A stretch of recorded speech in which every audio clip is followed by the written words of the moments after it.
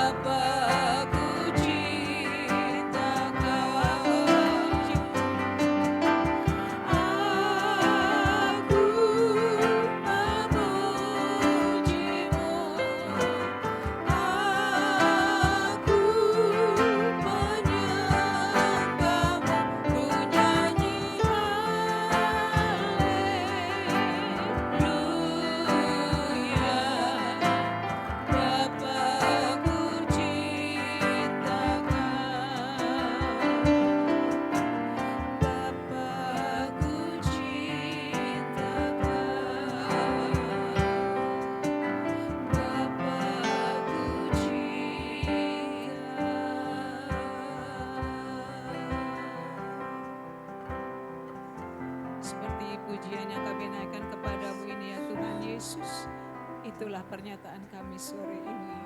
Kami mencintai Engkau karena kebaikan-Mu yang luar biasa. Kami ada sampai saat ini, kami tidak kekurangan, Semuanya karena kebaikan dan kasih-Mu yang luar biasa. Sebab itu saat ini kami ingin meninggikan nama-Mu, kami ingin memuji Engkau, kami ingin menyembah-Mu Yesus. Dan terlebih Tuhan, kami rindu firman-Mu, kami ingin mendengarnya Tuhan Yesus, untuk kami tahu bagaimana kami harus melangkah selanjutnya Tuhan. Terima kasih Bapa, di dalam nama Tuhan Yesus Kristus kami mulaikan ibadah kami. Haleluya. Amin. Silakan duduk. Kita naikkan pujian. Ada kuasa.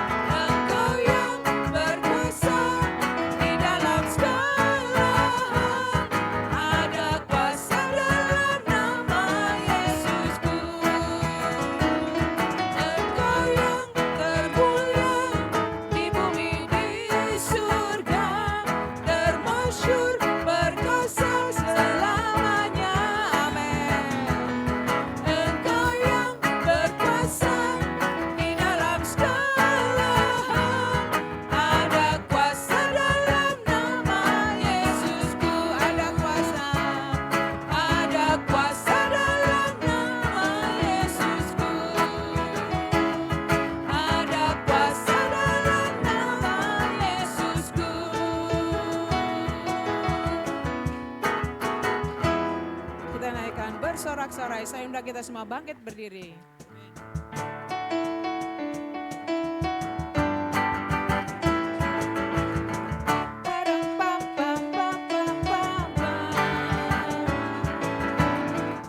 Bersorak-sorai, muliakan namanya, dia berperang ganti kita.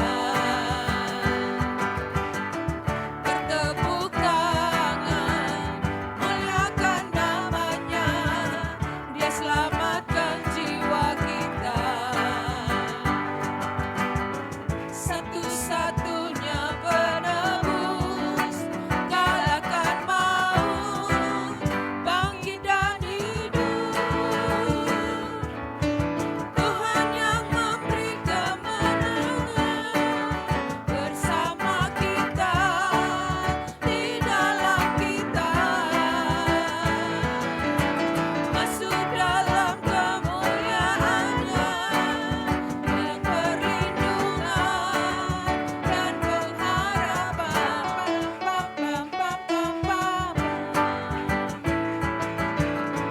Bersorak-sorai, muliakan namanya, dia berperang ganti kita. Bertepuk tangan, muliakan namanya, dia selamatkan jiwa kita. Satu-satunya penebus, kalahkan maut, bangkit dan hidup. Tuhan yang memberi kemenangan, bersama kita, di dalam kita. Masuk dalam kemuliaannya, dia perlindungan dan pengharapan.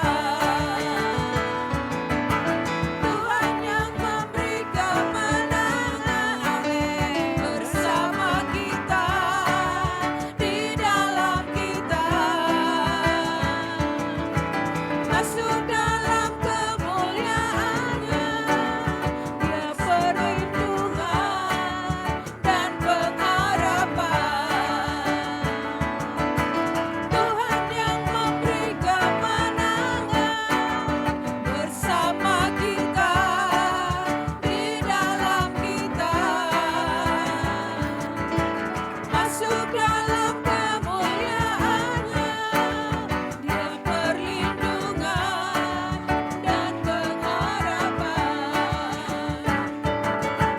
Tuhan yang memberi kemenangan, bersama kita, di dalam kita. Masuk dalam kemuliaannya, dia perlindungan dan pengharapan. Dia perlindungan dan pengharapan. Dia perlindungan dan pengharapan.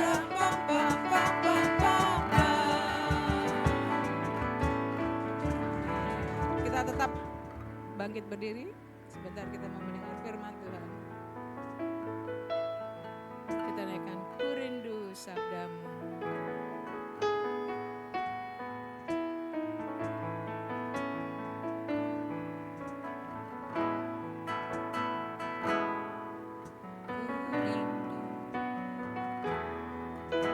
Ku rindu sabdamu, ku rindu firman-Mu, firman Tuhan Yesus yang heran dan berkuasa.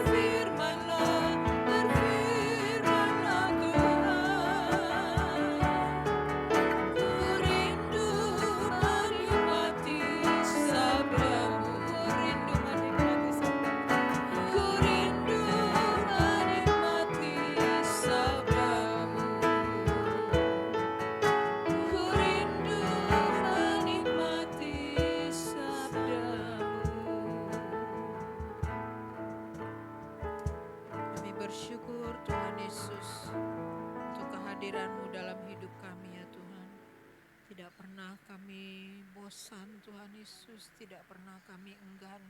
Karena sungguh Engkau Allah yang terbaik buat kami Tuhan Yesus. Yang mengerti akan segala keadaan kami Tuhan. Yang ada di dalam segala situasi kami ya Tuhan Yesus. Bahkan yang terlebih sudah mati bagi kami Tuhan, berkorban bagi kami untuk keselamatan jiwa kami. Terima kasih Tuhan Yesus. Terima kasih Tuhan, saatnya kami mendengarkan firman-Mu. Mari Tuhan Yesus urapi setiap kami Tuhan Yesus, supaya sungguh-sungguh tanah hati kami siap ditaburi dengan benih firman Tuhan. Dan kami percaya baik itu teguran, baik itu penguatan Tuhan Yesus, baik itu membuka alam pikir kami Tuhan Yesus. Kami percaya itu semuanya mendatangkan kebaikan Tuhan Yesus bagi kami, dan kami boleh terima dengan iman Tuhan, dengan ucapan syukur Tuhan Yesus. Terima kasih, dan kami menyerahkan hamba-Mu Tuhan Yesus, urapi sepenuhnya ya Tuhan. Pakai menjadi alat yang perkasa di tangan Tuhan untuk menyampaikan isi hati-Mu ya Tuhan Yesus. Terima kasih Tuhan. Tutup bungkus kami dengan kuasa darah-Mu Yesus, sehingga hanya Roh Allah yang bekerja di tempat ini menenangkan kami Tuhan Yesus, untuk kami boleh duduk diam mendengarkan firman-Mu bagi seorang murid ya Tuhan. Terpuji-puji Engkau Yesus Allah kami. Dalam nama Yesus kami sudah berdoa mengucap syukur. Sambut firman Tuhan. Haleluya. Amin.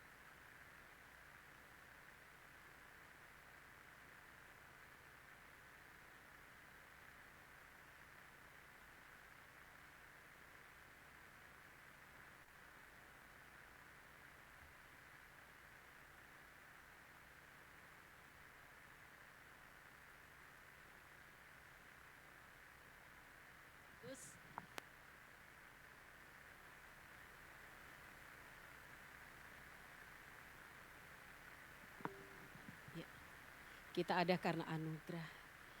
Luar biasa, kita masih merasakan suasana sukacita kebangkitan. Seluruh orang yang percaya di seluruh dunia masih menikmati pesta iman. Kebangkitan Yesus memberikan semangat baru untuk kita, bahwa kita yang percaya pasti memiliki pengharapan.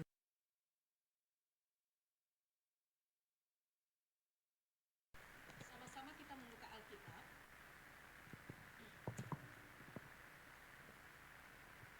1 Korintus pasal 15 ayat 55 sampai ayat 58.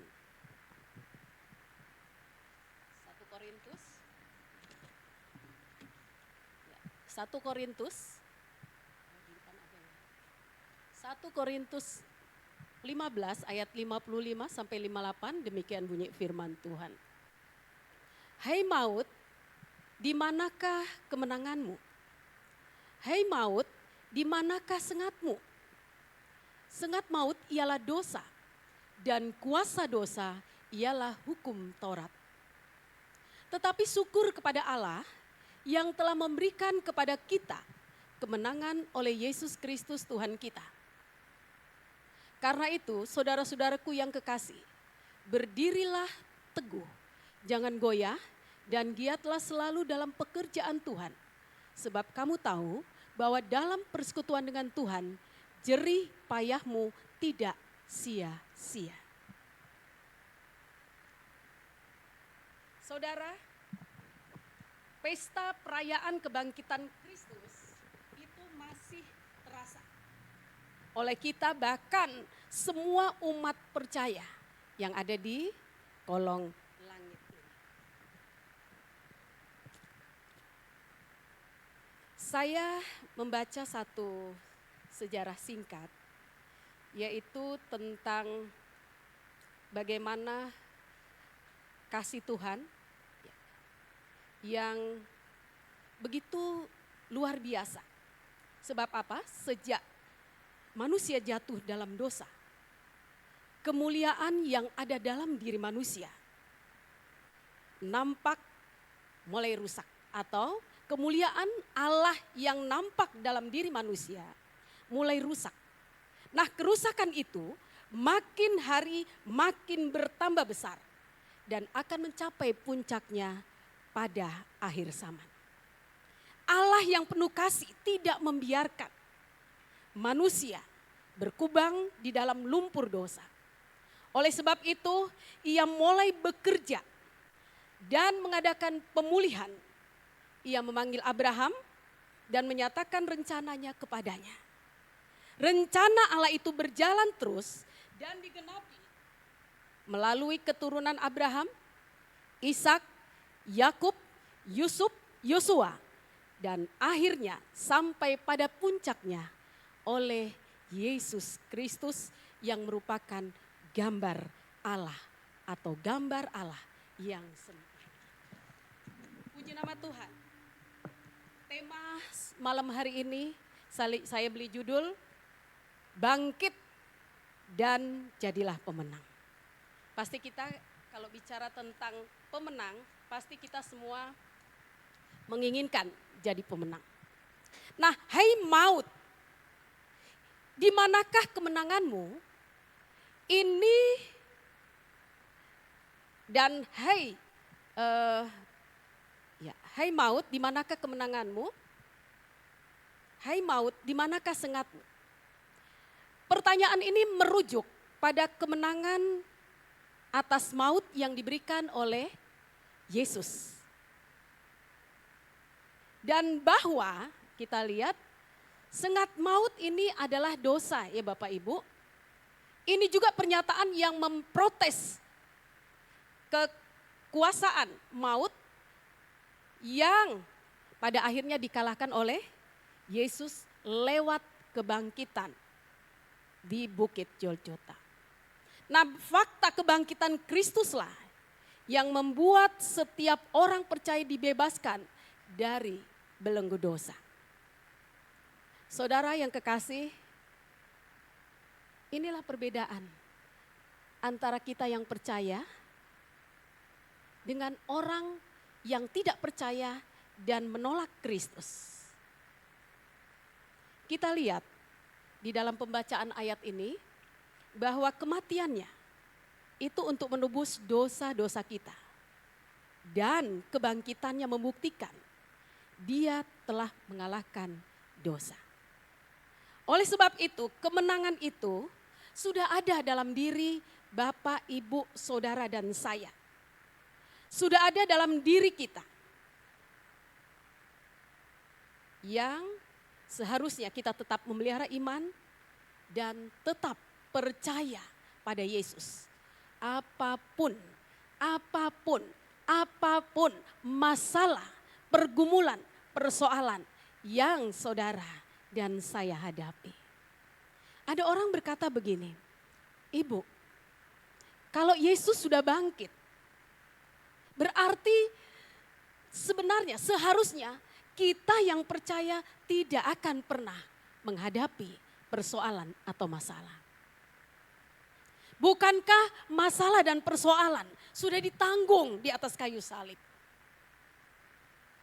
Bukankah masalah sudah diambil alih oleh Yesus Kristus sebagai Tuhan dan Juru Selamat kita? Puji nama Tuhan, kita lanjut, kita lihat. Ingat saudara, ya, di dalam Yesus sekalipun ada persoalan, dan ini mungkin ya, dan ini pasti menjadi pengalaman Bapak Ibu saudara-saudara. Siapa yang tidak pernah menghadapi masalah? Siapa yang tidak pernah menghadapi peperangan iman? Tetapi kita lihat selalu ada jalan keluar, ada solusi. Bahkan selalu akhirnya kemenangan kita terima. Coba Bapak Ibu renungkan, iya ya. Bulan-bulan kemarin atau tahun-tahun kemarin luar biasa. Masalah, peperangan, persoalan, pergumulan, tantangan yang saya hadapi begitu berat. Tapi sadarkah kita kalau kita ada sampai hari ini itu karena anugerah, itu karena kemurahan. Nah, di dalam ayat 27 di sana dikatakan, kita lihat ayat ini pengalaman dimulai dengan kebenaran. Jadi ingat, perubahan hidup tidak dimulai dengan pengalaman saudara dan saya, melainkan dimulai dengan kebenaran. Kebenaran pasti kebenaran Allah. Ayat 58-nya dikatakan, jangan goyah dalam menghadapi tantangan. Berdiri teguh di sini artinya tetap kuat di dalam iman apapun bentuk masalah dan persoalan, tantangan, pergumulan yang kita hadapi. Sebab apa? Selalu ada harapan. Sebagai hamba Tuhan tidak sedikit tantangan, masalah. Orang selalu bilang gini, ya Ibu Yeni itu pendeta jalanan. Ya, saya pendeta jalanan. Ya. Yang kami layani hampir sebagian besar orang-orang yang hidup di luar Tuhan. Sebagian besar mereka yang kecewa sama Tuhan. Sebagian besar mereka yang kecewa dengan gereja. Sebagian besar mereka yang kecewa dengan pelayan-pelayan. Saudara, artinya ketika itu mereka hadapi, ada luka.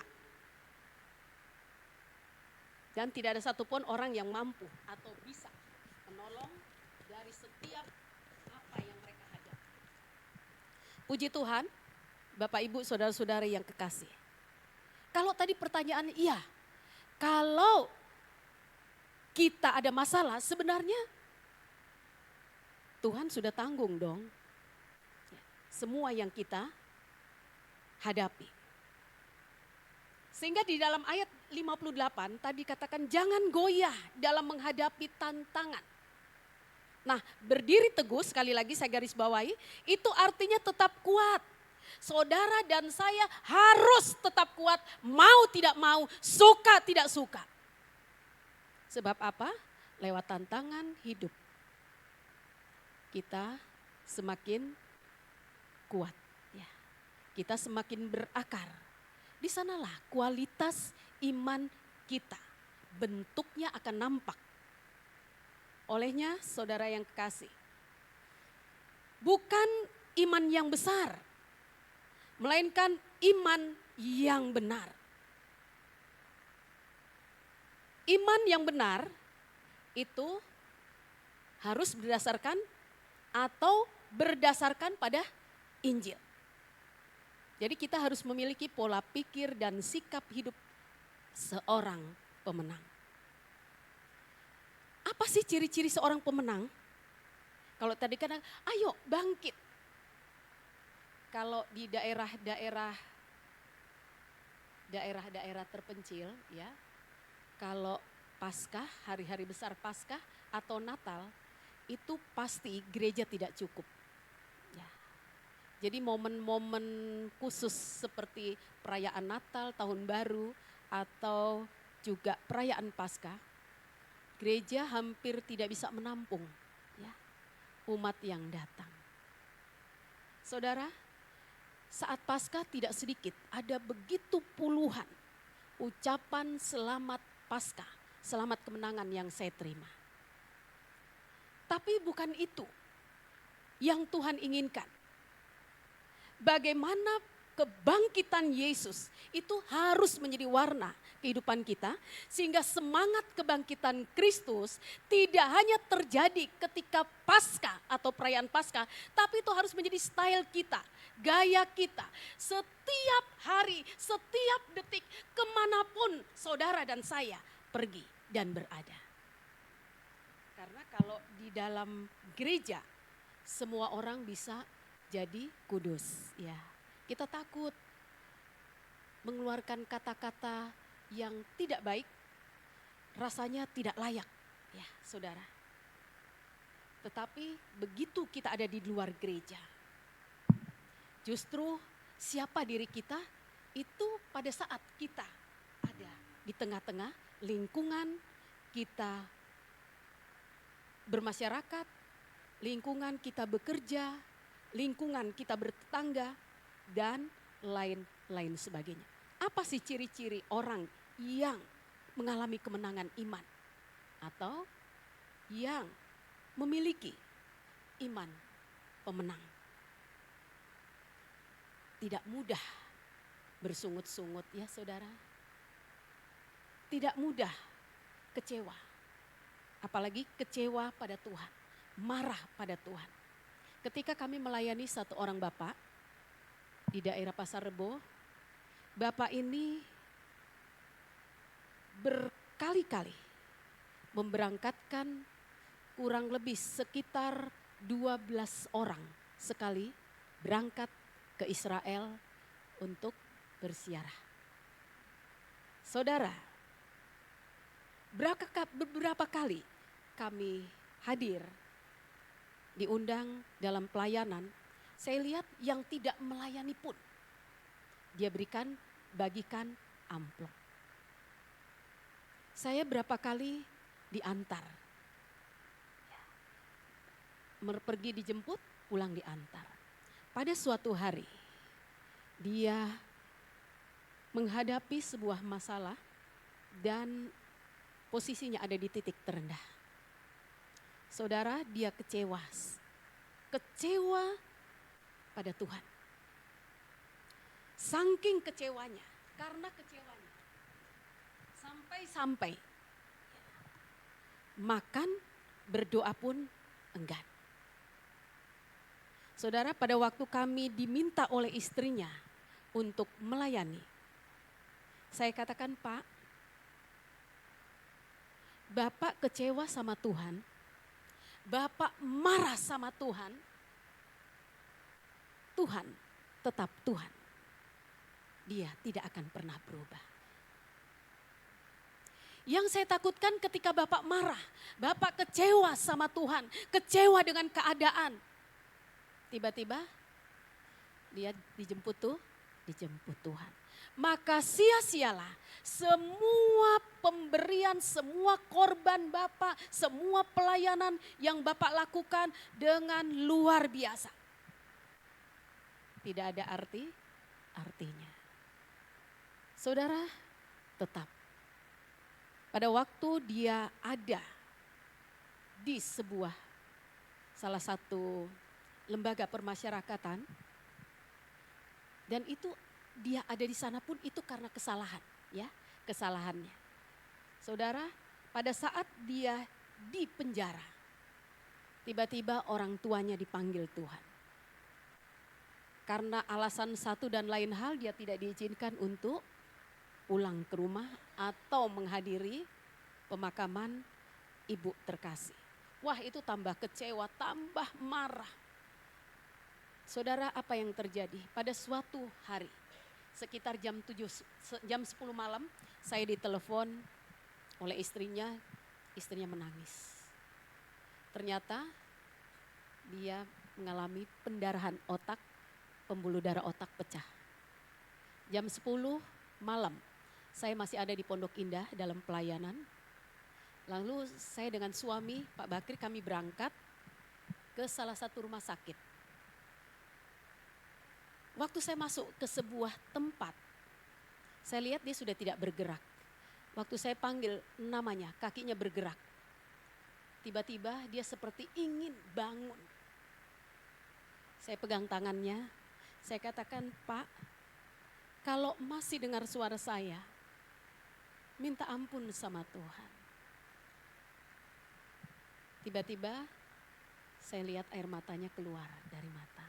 Tapi badan sudah tidak bisa bergerak. Maka dibawa setelah pemeriksaan dan lain-lain, hasil scan pembuluh darahnya pecah seperti bintang-bintangnya di otaknya. Saudara yang kekasih, 2 hari kemudian kami datang lagi ke rumah sakit. Selesai saya berdoa, saya lihat kondisinya hanya mujizat yang bisa menolong dia ya. Kami selesai berdoa keluar, istrinya teriak, sudah tidak ada. Dia berangkat dalam kekecewaan. Kecewa sama Tuhan, kecewa dengan masalah, kecewa dengan sesamanya. Mari Bapak Ibu yang kasih dalam kasih Tuhan Yesus Kristus. Kita lihat dalam menghadapi tantangan. Kita datang kepada Tuhan, saya percaya ada kekuatan. Minimal persoalan tidak langsung selesai, tapi kekuatan Tuhan melalui kuasa kebangkitan akan memberikan kemampuan buat saya dan saudara untuk mampu menghadapi tantangan. Sebab setiap tantangan yang saudara dan hadapi itu tidak harus disingkirkan karena memang kita harus hadapi. Tapi ketika kekuatan Tuhan mengalir, kita akan mampu menghadapi itu sampai waktu di mana Tuhan memberikan kita kemenangan atas penyerahan, atas kesetiaan kita kepada Tuhan. Mari sama-sama kita lanjut, kita lihat terus ayat-ayat.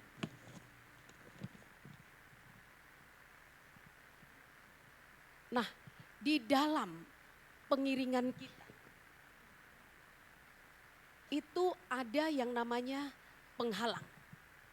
Apa sih yang menghalangi kita sehingga kita tidak mampu menjadi seorang pemenang?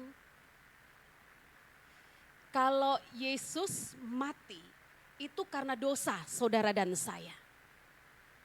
Lalu ketika dia bangkit, artinya saudara dan saya ada harapan untuk sebuah kehidupan yang kekal yang seharusnya kita ada di bawah kutuk dosa. Kita lihat Yakobus 1. Apa sih yang menjadi penghalang atau yang menghalangi sehingga kita tidak mampu jadi pemenang, keluar bangkit menjadi pemenang atas setiap masalah kita? Yakobus 1 ayat 14 sampai 15. Tetapi tiap orang dicobai oleh keinginannya sendiri. Karena ia diseret dan dipikat olehnya. Dan apabila keinginan itu telah dibuai, ia melahirkan dosa. Dan apabila dosa itu sudah matang, ia melahirkan maut. Saudara, sekali lagi, tiap-tiap orang dicoba oleh keinginannya sendiri. Karena ia diseret dan dipikat olehnya, oleh keinginan sendiri maksudnya. Dan apabila keinginan itu telah dibuai, ia akan melahirkan dosa. Dan apabila dosa itu sudah matang, ia melahirkan maut. Nah, yang membuat penghalang atau yang menghalangi saudara dan saya keluar sebagai pemenang dalam setiap perjuangan hidup, yaitu ketidaktaatan kita pada firman Allah. Saudara yang kekasih dalam kasih Tuhan Yesus Kristus, firman katakan mengucap syukurlah dalam segala hal. Kata-kata itu sederhana, tapi tidak mudah untuk dipraktekkan. Ya, kalau dalam kondisi kita lagi bahagia, kondisi kita diberkati, kondisi kita sehat, kondisi kita baik, itu sangat mudah. Dan siapapun bisa mengucapkan kata-kata itu. Tapi ketika saudara dan saya ada di titik terendah, susah untuk kita lakukan itu. Mana bisa kita mengucap syukur ketika kita terpuruk, ketika kita jatuh, ketika kita lemah, tidak punya kekuatan apa-apa. Inilah salah satu contoh ketidaktaatan.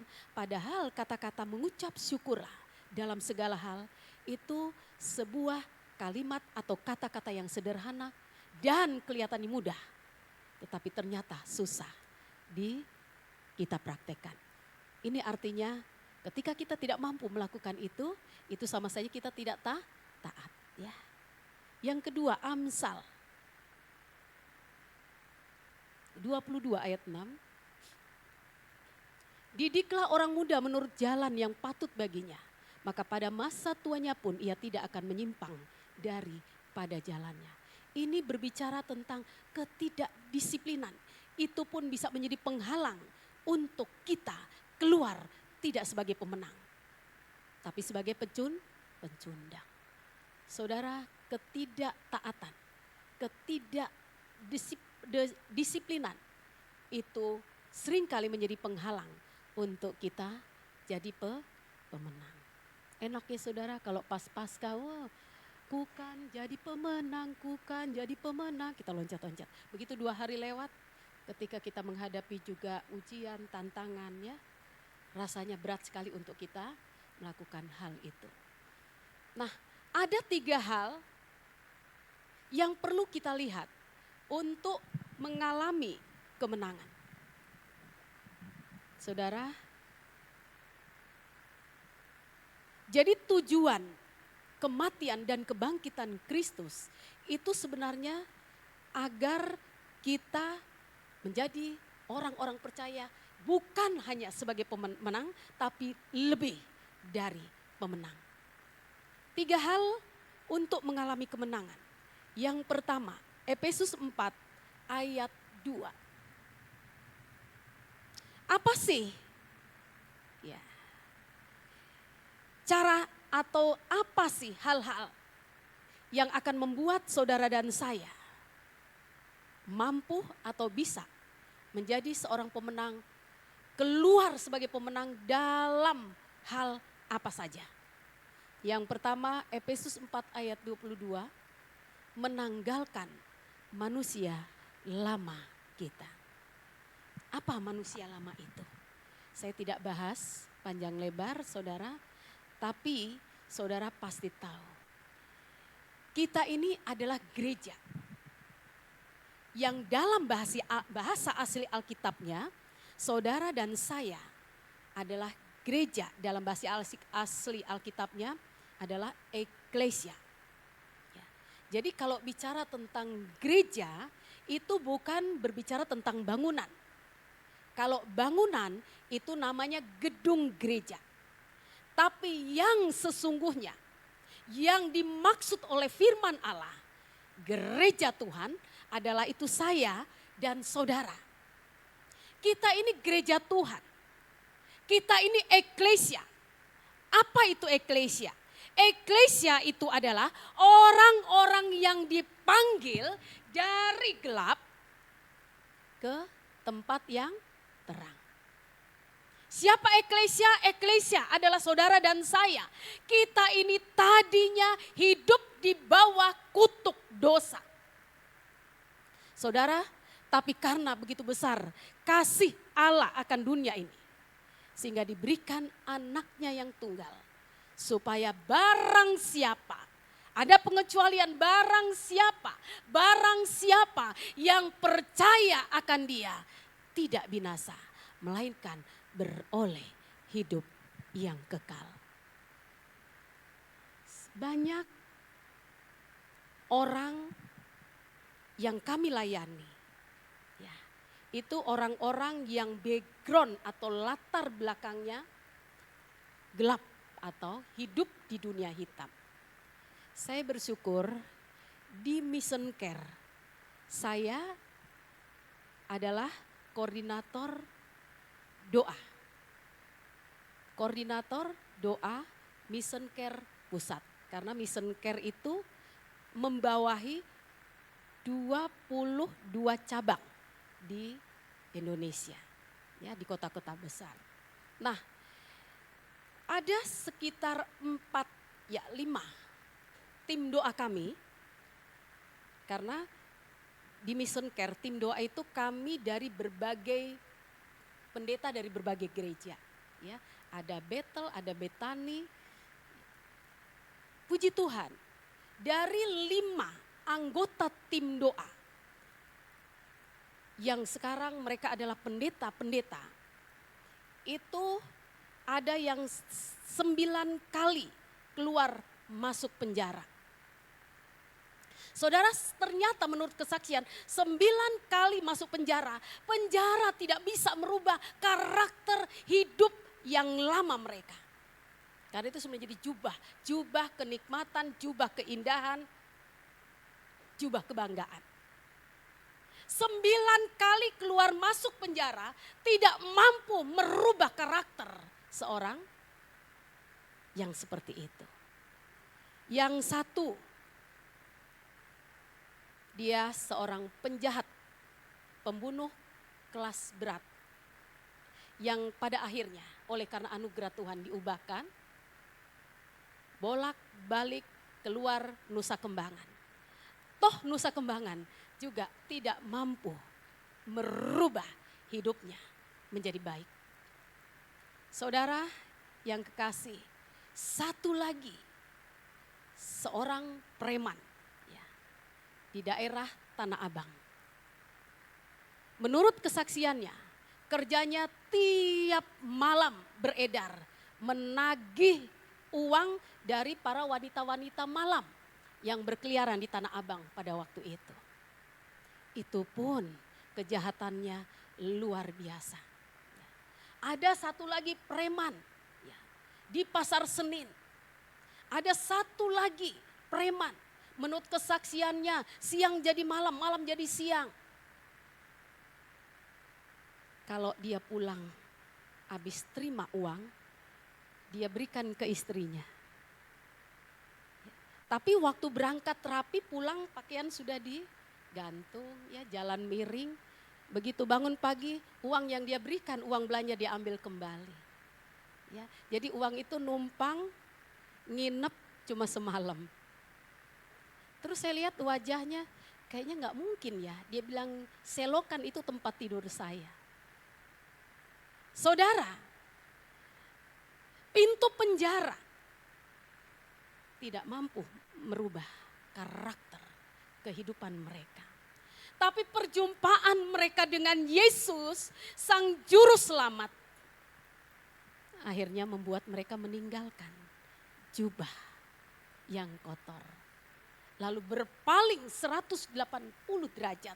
Bukan hanya sekedar menjadi pengikut Kristus, tapi mereka memberi diri menjadi pelayan-pelayan Tuhan.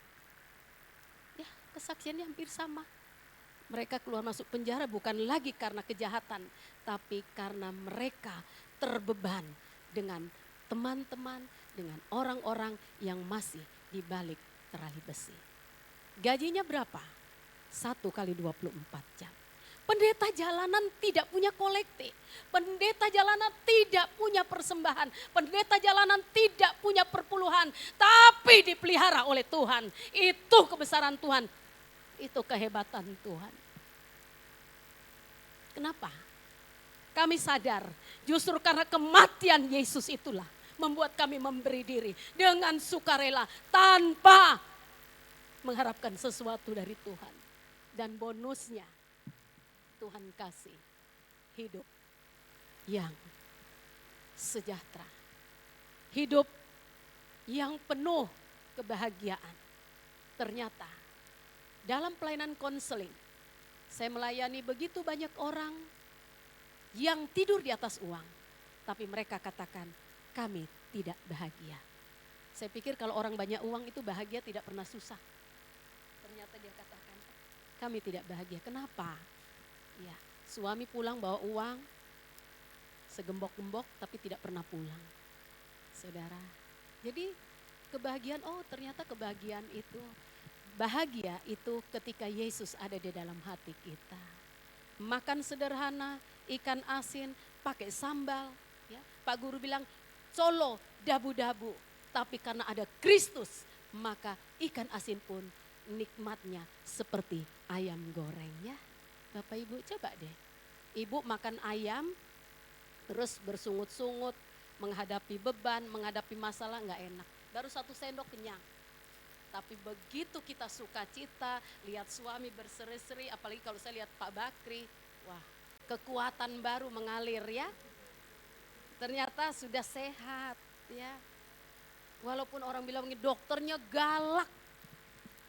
Saya bilang tidak apa-apa, soalnya kalau masuk rumah sakit, yang tidur nyenyak pasien, dokter ini yang buka mata sampai pagi, pagi sampai siang. Puji Tuhan, disiplin itu penting. Dengan disiplin yang ketat, hasil pemeriksaan kemarin sudah jauh lebih baik lagi. Semua karena Tuhan, semua karena dukungan doa dan kemuliaan hanya untuk Tuhan. Mari Bapak Ibu ya, mulai kita dengan hal-hal yang kecil. Ketika kita mampu melakukan hal-hal kecil, kepercayaan yang kecil, maka Tuhan akan memberikan kepercayaan yang lebih besar. Menanggalkan manusia, manusia lama. Siapa yang bisa merubah siapa? Kemarin saya melayani satu ibu, dia katakan bertahun-tahun dia mengalami KDRT. Tidak pernah dikasih uang belanja. Lalu dengan berbagai cara dia berjuang supaya kelangsungan hidup keluarga itu bisa berjalan dengan baik. Nah puji Tuhan, saudara-saudara yang kekasih, dia tiap berdoa selalu dia bilang, Tuhan ubahkan suami saya. Tapi pada suatu hari Roh Tuhan berbicara, kamu yang harus berubah. Puji Tuhan, dia tersungkur dan katakan, Tuhan ubahkan saya. Ketika dia berkata Tuhan ubahkan saya, maka perubahan itu terjadi ketika dia mengundang Yesus masuk di dalam hatinya, di dalam hidupnya, menjadi Tuhan dan juru selamat pribadi. Saudara, suami tidak diperintah, Tuhan yang mengerjakan bagiannya, maka Tuhan yang mengubah hidupnya. Saudara yang kekasih di dalam kasih Tuhan Yesus Kristus. Jadi yang namanya masalah itu tidak hanya dihadapi oleh orang-orang yang punya uang, yang tidak punya uang, tapi dari atas sampai bawah, dari bawah sampai atas. Dan pasti porsinya beda, juga ragamnya juga berbeda ya, beragam maksud saya. Tapi puji Tuhan, oleh karena anugerah Tuhan, hanya Roh Kudus. Justru itulah Yesus datang. Supaya yang sakit sembuh. Karena dia datang untuk mencari domba yang tersesat. Termasuk saya dan saudara. Kita hidup karena kita inilah gereja. Mari kita manfaatkan ya kesempatan dan waktu yang Tuhan berikan dengan napas yang ada untuk terus memperbarui hidup kita, karakter kita, tabiat kita, sifat kita, kebiasaan kita yang buruk. Kalau yang jahat saja Tuhan bisa robah. Apalagi kita yang sudah percaya Yesus dari kecil, tapi belum mengalami Yesus di dalam kehidupan pribadi kita. Banyak orang protes ketika kami keluar daerah. Ya, siapa yang mau terima Yesus? Karena biasanya kalau keluar daerah itu mereka juga buat undangan. Jadi ada orang-orang yang dari luar, yang non-Kristen pun ada. Saudara, lalu mereka protes, kok kami kan dari kecil sudah Kristen. Mana bisa kami belum terima Yesus?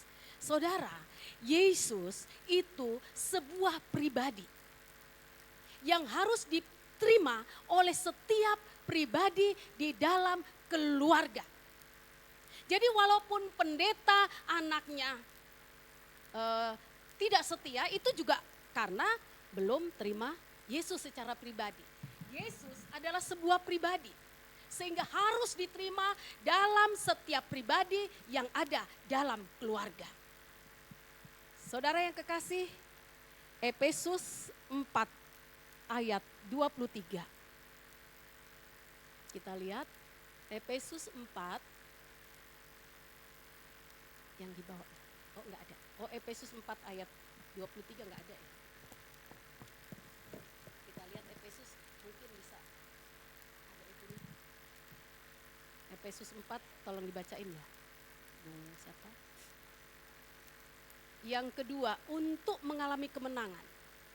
hidup kita perlu dibarui oleh Roh Kudus. Dan pikiran kita yang terutama yang sering mengembara ke tempat yang tidak sesuai dengan apa yang Tuhan inginkan. Efesus 4 ayat 23. Efesus 4 ayat 23. Supaya kamu dibaharui di dalam roh dan Untuk pikiranmu. mengalami kemenangan, kamu harus dibarui di dalam roh dan dalam pikiran. Karena pikiran ini juga berbahaya. Ketika seseorang ada pergumulan, ada masalah, iblis tidak tinggal diam. Dia akan bangun benteng di jiwa. Apa yang dia serang duluan? Pikiran. Katanya kamu sudah berdoa. Katanya kamu melayani. Katanya kamu setia. Enggak tidurlah kita semalaman. Katanya. Saudara, hati-hati dengan pikiran. Ketika ada pergumulan atau ada sesuatu yang kita rencanakan, ini mampu membuat kita tidak tenang. Yang diserang mana dulu? Jiwa. Bagian mana? Yang paling mudah dipengaruhi yaitu pikiran. Kamu sudah melayani seperti tadi kesaksian tadi. Saya sudah berulang-ulang berangkatkan hamba Tuhan gratis lagi ke Israel. Tapi mana buktinya? Saya sudah berkorban untuk itu. Bahkan membangun gereja. Tapi di mana Tuhan yang katanya kasih? Ketika saya ada masalah, Tuhan berdiam diri. Nah, saudara, perlu dibaharui. Sehingga apa cara kita melihat, cara kita berpikir, cara kita memandang, cara kita mengucap, itu selalu sesuai dengan apa yang Tuhan inginkan.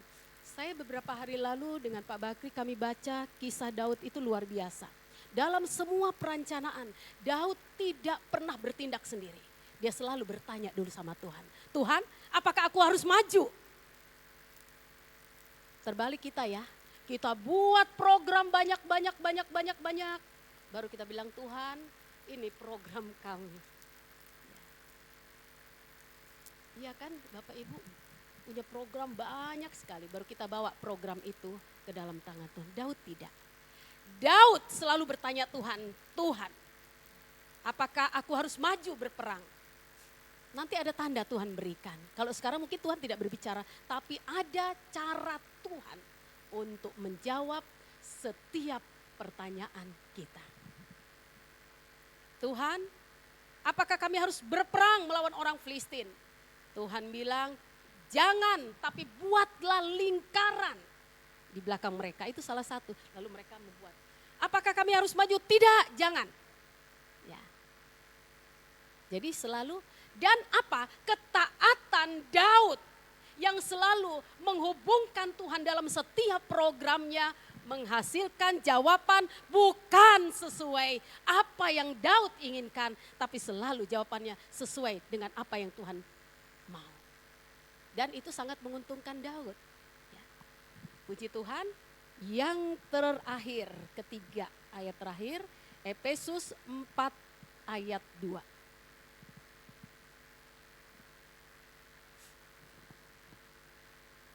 Efesus 4 ayat 2. Efesus 4 ayat 2. Hendaklah kamu selalu rendah hati. Hendaklah kamu selalu rendah hati. Hendaklah saya selalu rendah hati. Lemah lembut. Lemah lembut. Dan sabar. Dan sabar. Tunjukkanlah kasihmu. Tunjukkanlah kasihmu. Dalam hal saling membantu. Dalam hal saling membantu. Nah, bicara membantu ini bukan hanya bicara tentang hal-hal materi. Bapak, Ibu, saudara-saudari yang terkasih dalam kasih Tuhan Yesus Kristus. Membantu itu bukan hanya memberi sesuatu yang nilainya berharga. Tapi ketika saya dan saudara mungkin mendengar ada teman, ada saudara, ada siapa saja yang membutuhkan pertolongan kita, memberi telinga kita untuk mendengar, itu bagian dari memberi. Dan memberi itu sakit ya. Memberi itu kasih, kasih itu sakit. Kasih itu kan berarti memberi ya. Yesus memberi hidupnya untuk kita. Itu enggak gampang. Apa yang menjadi harga kita ya, diberikan kepada orang lain itu tidak mudah. Tapi itulah teladan yang Yesus berikan untuk kita. Mengenakan ya, manusia baru. Kalau tadi menanggalkan, melepaskan manusia lama. Yang ketiga, menggunakan manusia baru. Manusia baru itu tandanya lewat, kita bisa lihat lewat pikiran, oh kalau saya dulu sering berpikir tentang hal-hal negatif, sekarang kok beda ya. Wah dulu saya sering dihina, tapi kok saya sabar. Saya teringat salah satu teman berkata begini, Ibu Yeni, saya sedang belajar sampai daging ini dicubit, tidak sakit. Itu artinya daging saya sudah mati. Coba boleh Kak Aurora cubit sebelah. Kalau dia enggak teriak, jangan tanya ya. Karena apa kita masih hidup ya. Iya. Coba dicubit sedikit saja. Nah, iya. Nanti urusannya di luar ya. Iya. Sakit. Kenapa sakit? Ya karena kita masih hidup. Saudara, seorang mayat yang digeletakkan di atas ranjang, lalu saudara datang bawa batu 100 kilo di atas badannya, rasa enggak? Mari, kalau Yesus sudah mati, kita pun mau belajar untuk matikan semua keinginan daging kita yang bertentangan dengan firman Allah, ya, untuk memakai atau menggunakan manusia baru. Beda ya, beda saudara, ketika kita menggunakan manusia baru itu maka tadi sabar ya. Dulu Pak Bakri waktu masih aktif, aduh itu saya tiap hari latihan kesabaran. Kalau dia latihan tembak senjata, saya di rumah latihan kesabaran. Sabar, sabar, sampai pada saatnya sabar itu sudah di ubun-ubun mau meledak. Lalu saya ingat firman Tuhan, tembak kembali saya. Kelakuan istri akan memenangkan suami. Berat saudara ya. Kok ayat ini muncul ya. Lalu saya takluk di bawah firman itu. Oh iya. Siapa yang bisa merubah? Tuhan. Ya. Saudara. Mari menggunakan manusia baru. Sabar. Juga kita pasti ramah ya. Kalau ketemu Bung Semi terus kita mukanya cemberut, pasti ketika Bung Semi lagi punya pergumulan, bukan kekuatan yang dia terima tapi juga tidak ada perubahan sama saja. Tapi begitu lihat tersenyum, Ibu Rini tersenyum ya, satu keluar dari kamar mandi, satu keluar dari kamar, berpapasan tersenyum, itu sudah menjadi penghiburan ya. Saudara, mari kesimpulan firman Allah. Jadi makna, sebenarnya begini, makna kebangkitan itu apa untuk kita? Ada yang sudah 25 tahun jadi anak Tuhan, ada yang sudah 30, 40. Terus maknanya apa setiap tahun kita rayakan Paskah? Ada enggak? Apakah kita mengalami kuasa kebangkitan? Semangat kebangkitan yang merubah karakter kita, hidup kita. Sehingga daging ini mati untuk Kristus. Ya. Dan hidup, oh terbalik ya, hidup adalah Kristus dan mati itu adalah keuntungan. Mari saudara kita renungkan tidak hanya sekedar Paskah ya, Paskah tiap tahun, tapi apa sih maknanya untuk kita? Adakah kita mengalami Paskah itu dalam hidup kita? Hanya saudara dan Tuhan yang tahu. Apakah kita mengalami kematian dan kebangkitan Kristus? Sehingga cara kita melihat, cara kita berpikir, cara kita berkata, cara kita berubah. Dari cara 10 tahun lalu, dari cara 5 tahun lalu, dari cara 4 tahun lalu. Berubah. Puji Tuhan, mari alami. Kita rugi, ya. Sehingga apa? Kuasa kematian karena dosa. Lalu Yesus bangkit, menang, mengalahkan dosa saudara dan saya.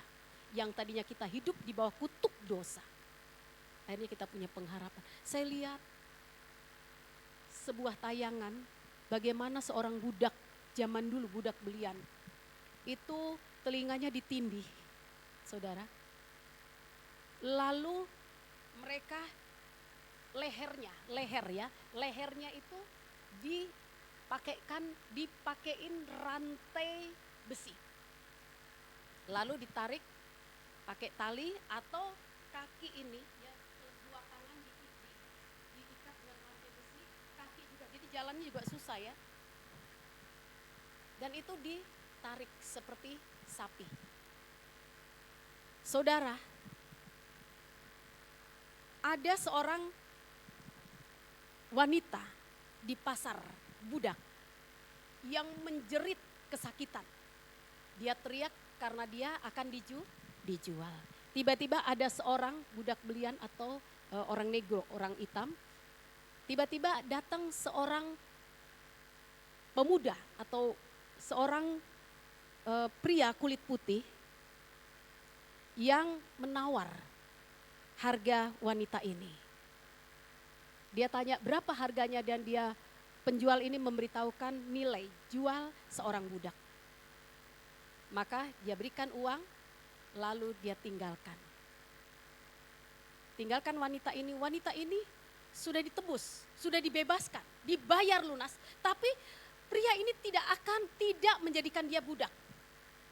Silakan dia bebas. Lalu dia kejar pria ini. Dan dia berkata, saya sudah jadi manusia bebas. Saya ingin mengabdi kepada Tuhan. Saudara, kebebasan itulah yang diterima oleh wanita ini ketika dia ditebus. Bayangkan ketika ditebus, harga apa yang kita akan berikan kepada Tuhan. Selain kita tetap mau setia menyerahkan hidup ini untuk hormat kemuliaan nama Tuhan. Jadi berkat membangkitkan mereka yang ada di sekitar kita. Karena itulah panggilan yang Tuhan percayakan. Kita ditebus, kita dibangkit, bukan untuk berbicara tentang keselamatan Yesus. Tapi cara hidup kita ketika kita menengok dan mengunjungi mereka, ada kekuatan yang mereka terima. Kesimpulan firman Tuhan malam ini. Saudara mengalami kuasa kebangkitan dan kemenangan oleh Yesus. Ini adalah perjalanan transformatif ya, yang mengubah hidup saudara dan saya. Jadi mengubah dari yang sudah baik lebih baik lagi, yang tidak baik jadi baik. Mengubah hidup kita untuk menjadi jauh lebih baik. Menjadi baru dengan iman yang kuat. Dan hubungan pribadi kita dengan Kristus itu harus tetap dibangun. Kita dapat merasakan kehadirannya melalui itu. Dan akan mengalami kemenangan. Serta pemulihan dalam setiap aspek kehidupan kita. Mari kita bangkit. Bangkit dari semua yang belum kita dapatkan. Dari semua yang belum kita capai. Dari semua perjuangan kita. Lalu miliki semangat karena Yesus sudah bangkit untuk saudara dan saya. Pasti kita akan menerima kemenangan. Segala puji dan hormat hanya bagi Tuhan. Kita angkat satu pujian. Kita tundukkan kepala.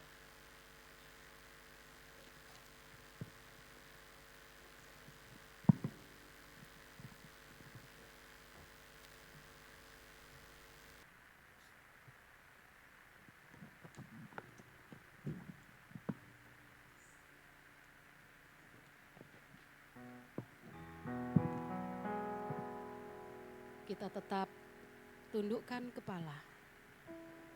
Kita mau merenungkan kasih Tuhan yang begitu besar yang sudah bangkit untuk saudara dan saya. Apakah saudara sebagai pemuda-pemudi, sebagai bapak, kaum bapak, kaum pria, sebagai kaum ibu, kaum wanita, sebagai remaja, sebagai apapun kita. Ingat, Yesus sudah bangkit. Kita punya pengharapan. Kita harus kuat dan tetap bersyukur karena kita diselamatkan itu karena anugerah. Kita angkat satu pujian.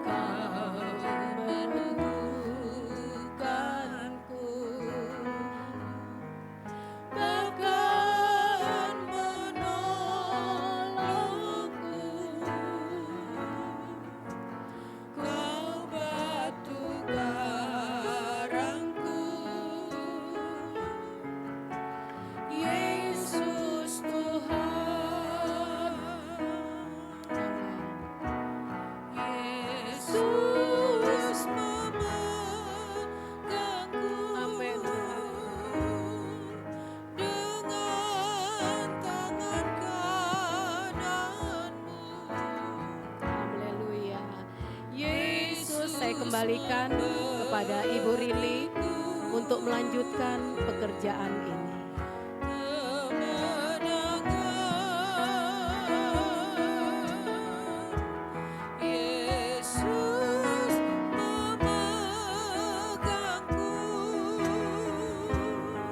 Saya undang bangkit berdiri. Dengan kananmu. Saya undang dengan bangkit berdiri. Yesus memberiku kemenangan. Yesus memegangku dengan tangan kanan.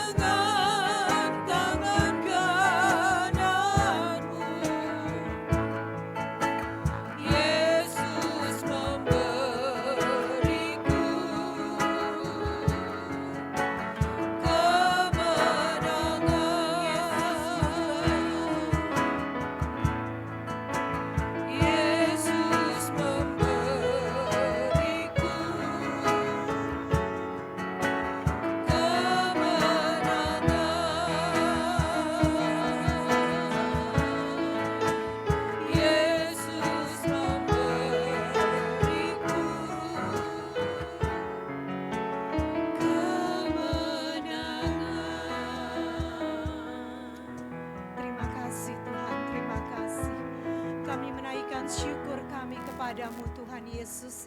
Kalau Engkau mati buat kami, kalau Engkau bangkit buat kami, hingga kami boleh menerima kemenangan Tuhan Yesus. Terima kasih Tuhan, terima kasih. Biar Tuhan Yesus kebangkitan yang Kau sudah berikan buat kami, itu boleh terus mengubah hidup kami. Hingga dari hari ke hari Tuhan Yesus, Engkau mampukan kami, kuatkan kami untuk kami terus hidup dalam kemenangan-Mu, hidup dalam kebenaran-Mu Tuhan. Terima kasih untuk kebenaran firman-Mu saat sore hari ini Tuhan Yesus. Biar firman-Mu Tuhan yang kami dengar itu boleh menjadi kekuatan buat kami, boleh mengubah sikap hati kami. Engkau berkati hamba-Mu, pakai terus hamba-Mu Pendeta Yeni Sayetapi, lebih hari lebih heran dalam melayani Engkau. Pakai lebih lagi Tuhan dalam pelayanannya Tuhan Yesus, dalam keluarganya Tuhan. Hingga dimanapun hamba-Mu ini berada, boleh terus berdampak Tuhan. Terpuji-pujilah Engkau ya Tuhan. Dan kalau sebentar kami akan meresponi Tuhan Yesus kebenaran firman-Mu dengan kami memberi Tuhan. Karena kami tahu Engkau sudah memberkati kami. Oleh sebab itu ajari kami memberi dengan penuh sukacita, dengan penuh keikhlasan Tuhan. Untuk kami boleh mendukung terus pekerjaan-Mu. Terima kasih Tuhan, terima kasih. Segala puji, segala hormat hanya bagi nama-Mu. Dan kami peralaskan doa kami hanya di dalam nama Tuhan Yesus Kristus. Haleluya, amin. Puji Tuhan, kita akan memberikan persembahan. Kita akan nyanyikan lagu Bersorak-sorai.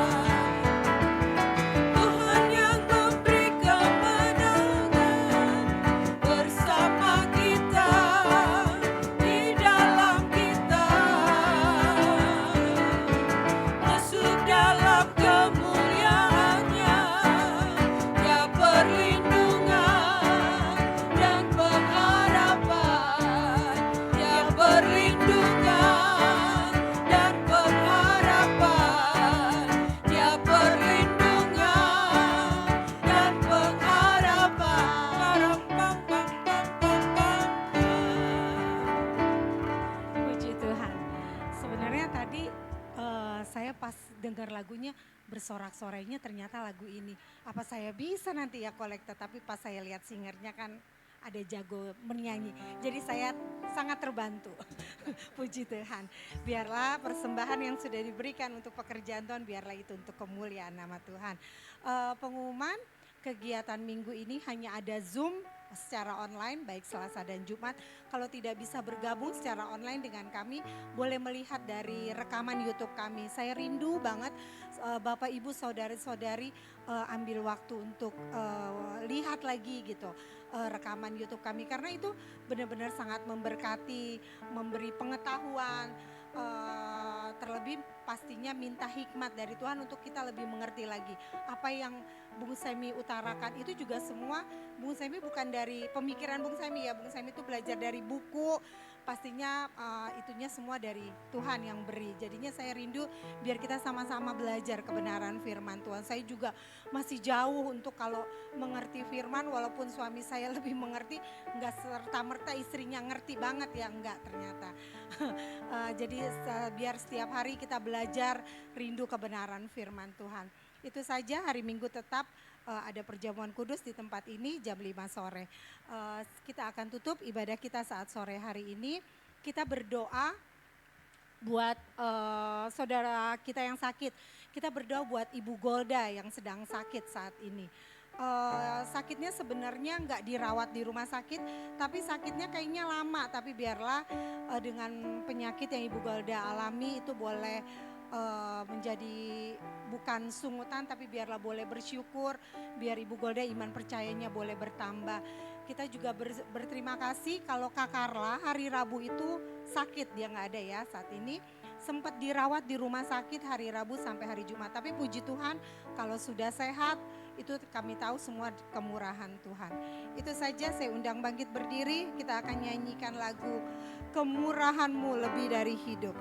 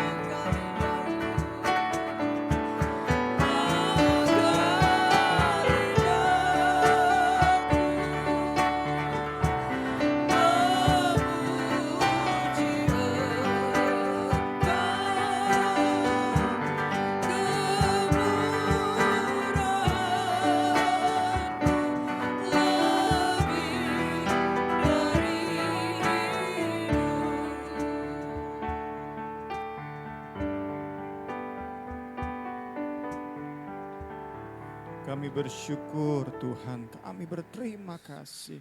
Kami sungguh percaya hanya oleh kemurahan-Mu saja kami ada di tempat ini Tuhan. Bukan kebetulan Tuhan, kami kembali dengar firman-Mu Tuhan. Untuk ingatkan kami bahwa kami sudah dimenangkan Tuhan. Kami sudah diberi kemenangan Tuhan.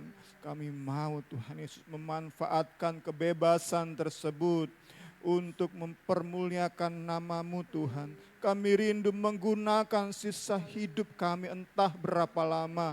Kami rindu mengabdi kepada-Mu Tuhan. Kami rindu menjadikan Tuhan hidup kami ini alat-Mu Tuhan. Untuk kesenangan hati-Mu, untuk kepentingan-Mu ya Yesus. Untuk apalah Tuhan hidup kami, jika kami untuk diri sendiri Tuhan, kami tahu itu tidak akan memberi kesenangan bagi kami. Kami hanya akan temui kesia-siaan Tuhan. Kami hanya akan temui Tuhan sebuah kebohongan demi kebohongan. Hoaks demi hoaks Tuhan, kami enggak mau Tuhan.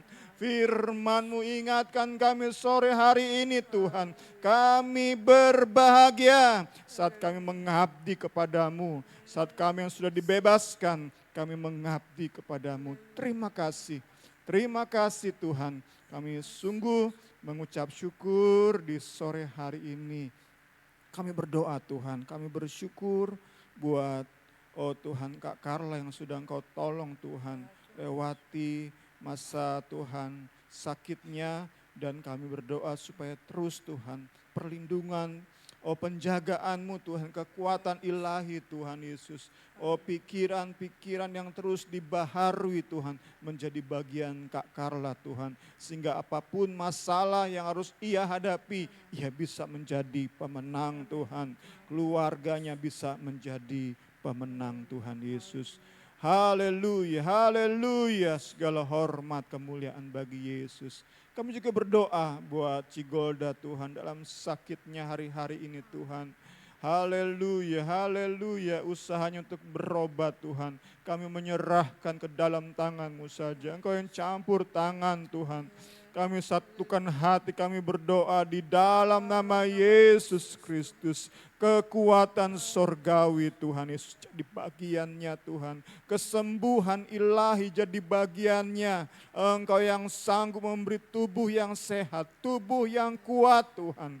Untuk beliau Tuhan jadi alat-Mu, bekerja dengan maksimal Tuhan, menjadi ibu bagi anak-anaknya Tuhan, menjadi pelayan dimanapun dia berada. Nama Yesus saja dipermuliakan. Terima kasih buat ibadah yang sudah Engkau pimpin. Sebentar kami akan pulang ke rumah masing-masing. Di dalam penyertaan-Mu Tuhan, di dalam kekuatan-Mu Tuhan. Akan kami hadapi Tuhan, hari demi hari dalam pekerjaan kami, dalam studi kami Tuhan. Akan kami hadapi masalah demi masalah Tuhan. Kami tidak tahu masalah apa yang akan menanti kami. Tetapi kami percaya tangan yang kuat yang memegang kami. Tangan kanan Allah yang menopang kami apapun masalah kami hadapi. Yesus pembela kami. Haleluya, haleluya. Kami akan pulang dengan damai sejahtera-Mu, kekuatan-Mu. Kami akan menjadi pemenang dalam setiap masalah yang kami hadapi. Tantangan boleh datang, Yesus yang bela. Kami kuat, kami menang. Di dalam nama Yesus kami kuat, kami menang. Kami percayakan hidup kami ke dalam tangan-Mu. Kami percayakan keluarga kami, rumah tangga kami ke dalam tangan-Mu. Istri kami, anak-anak kami, suami kami, orang tua kami serahkan ke dalam tangan-Mu. Kami akan sama-sama sebentar beramah-tamah, bebuhi setiap makanan minuman yang akan kami terima dengan kuasa firman-Mu. Di dalam kami berbagi kasih Tuhan, ngobrol satu sama lain, kami bisa saling menguatkan. Pimpinan Roh Kudus selalu kami andalkan. Terima kasih, segala hormat, pujian hanya bagi Yesus Kristus. Kita akan sama-sama terima berkat dari Tuhan. Tuhan memberkati engkau dan melindungi engkau. Tuhan menyinari engkau dengan wajah-Nya dan memberi engkau kasih karunia. Tuhan menghadapkan wajah-Nya kepadamu dan memberi engkau damai sejahtera. Berkat Allah Bapa, kasih sayang Yesus Kristus, persekutuan Allah Roh Kudus jadi bagian kita semua hari ini, esok, sampai selama-lamanya. Kita yang sudah terima berkat, katakan haleluya 3 kali. Haleluya, haleluya, haleluya. Amin. Selamat sore, Tuhan Yesus berkati kita semua.